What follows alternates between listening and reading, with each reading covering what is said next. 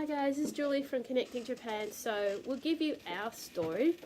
So there's 3 of us in Connecting Japan Ministries. So there's myself, my husband James that you've seen in previous video, and my daughter Heather. And we started out quite a while ago, but to tell the story correctly, I started being involved in missions in 2004 in a Pentecostal church in our hometown, not the one that we attend now. And it was one of those things that I felt I needed to do at the time. The pastor had said to us, if you hadn't done a short-term mission trip ever, you should do one once. And I thought, what the hey, let's just get it out of the way and that'll be the end of it. I had my initial thought about going to Papua New Guinea was one of panic, because I'd never left my family before. My youngest daughter was quite young, and it was a little hard at first. The first few days were difficult, but once I got used to it, I didn't want to leave. The people are lovely, and the weather was beautiful, even though it was pretty hot for November.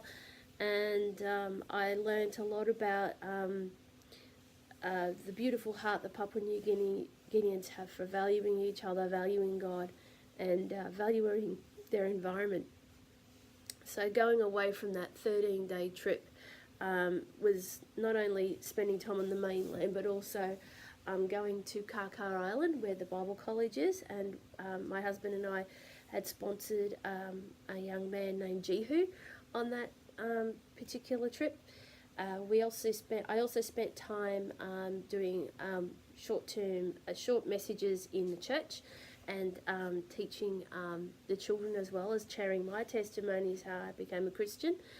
And coming back from that, it completely changed our lives, to the point that we were praying and prayerfully considering about what God wanted us to do. We'd helped that particular church go from being in a library to being where it currently stands. And it was a hard move to move on months down the track. It wasn't something we chose to do. And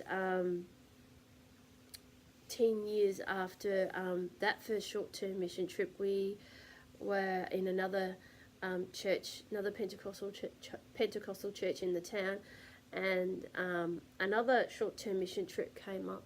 Now, I didn't feel like I needed to go on another mission trip. I was interested in missions, and I was serving as Pastor Laurie's PA at the time, and I was given an opportunity to go. It was a very different trip. The trip at Papua New Guinea was more an evangelistic trip with some community development. The Thai trip was pretty much all community development. And when we talk about community development, it's not always just about helping them paint a building or dig a well, although those things are pretty important. But this was ministering into the community centres in Bangkok, where we were, for a period of time, doing a lot of things, helping the children in those communities and giving out gifts. And we often saw homelessness and poverty firsthand, and it was very much in your face. Going to Chiang Mai, we also saw a lot of elderly people. Like, we're very blessed in Australia that, you know, our elderly people here are so well looked after in comparison to other parts of the world. And being able to help a church in the mountains of Thailand, which is also close to the border of Burma, do some more renovation work in their church. So it was a lot of little different things, and it completely changed my perspective on what missions was, because I always had the old style preconceived thoughts in my head. After all that, in the middle of all the time I'd been at that church, I'd sat down with Laurie one day to go through her appointments with her, and she said that you and James have a pioneering missionary spirit, and that was something I was a bit wary of.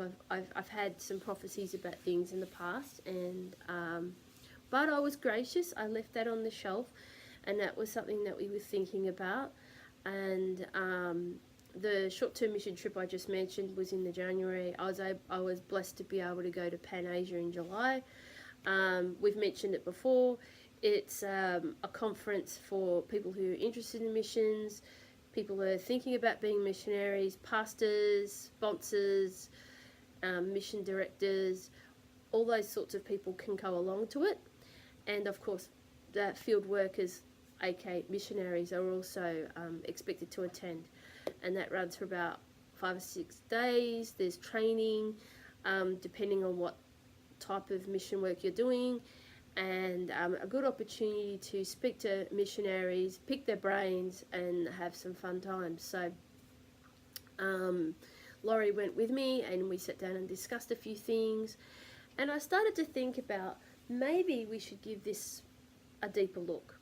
And I was already doing some studying some online studies at Harvest, which is now for Crucis, and it just got me thinking that old fire had started to come back. So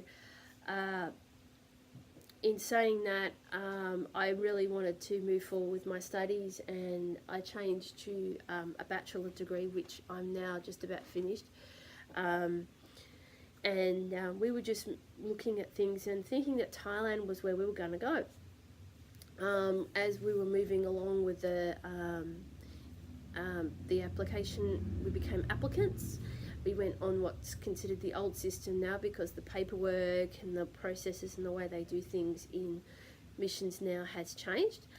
And 2017, it was an opportunity for my husband and I to both go again. And it was having some discussions with people that we knew, that we found out that the team that we were thinking about going with, a lot of the work that I might have been able to do in the past has now been given over to the Thai people, and there wasn't anything for me to do. And there was plenty of work for my husband to do, because he's has this incredible gift of being able to work in sort of trade background type things very easily, even though he hasn't got like the qualifications a tradie would often have, but he just has this God-given gift. And they had plenty of work for him, but nothing for me. So it was very hard, and it didn't take long before other friends of ours, missionary friends of ours, asked us to work with their teams. And it seemed that those doors were being closed as well, because none of them had schooling that would have satisfied Heather, because she was getting up in years by that point. And God would just revealed to me that he didn't want us building on other people's foundations, and a lot of these places were well established. So what Laurie was saying about us being pioneer missionaries it seemed to be coming to fruition. So we had met some friends the previous year from Japan, and we seemed to really hit it off with them, and we get along really well. And they were staying nearby, and they are missionaries in Japan. And Eugene's a funny guy, and he's just being cheeky. He's pushed this serviette in front of us saying, you need to, I give my life to Japan, sign here. And I'm just like, what, Japan? We didn't think about it. It wasn't something that it ever occurred to us to even look at Japan. We didn't really even know. We'd heard that there were some missionaries in Japan. I mean, a lot of missionaries get an opportunity to have 5 minutes to speak. And we go, wow, so we'll prayerfully think about it. And so we went home, thought about it, and the more we thought about it, the more it appealed to us. There would be schooling for Heather. There'll be plenty of opportunities for us to do, for both of us to be doing something. And my husband really loves to serve people, so working with the food distribution program that Fiona and Eugene have, it was a no-brainer for us. So we let them know that's what we wanted to do. Obviously, there was a few other events that occurred after that time. ACCI changed the way they did their processes, so because we had a few setbacks, we had to reapply and start again, which was hard. Alpha, Crucis and Harvest had merged by this point, so that was a lot of reworking of my studies. So obviously coming into 2019, which it now is, I found that I still have a few bits to finish, but I'm well ahead and I've done it. And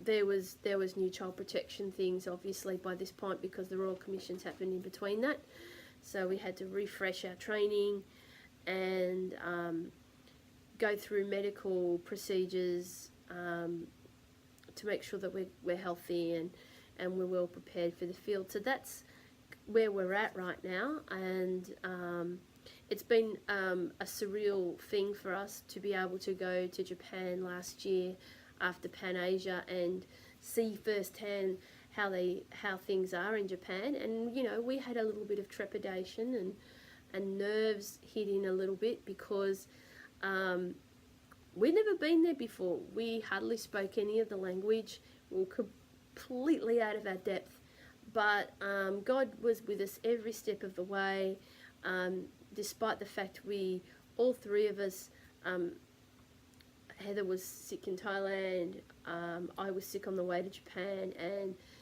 James was sick in Japan. Despite all those things, and our socks had been blown off by the generosity and love of the Japanese people. Just all the things that we learned and experienced, and a deepening of a great friendship that we have with Fiona and Eugene. So that just gives you guys a little bit of a background of how we got to this point. There was a lot of heartache and tears along the way, and some of those things, for reasons that, you know, it's pretty personal, we won't share here.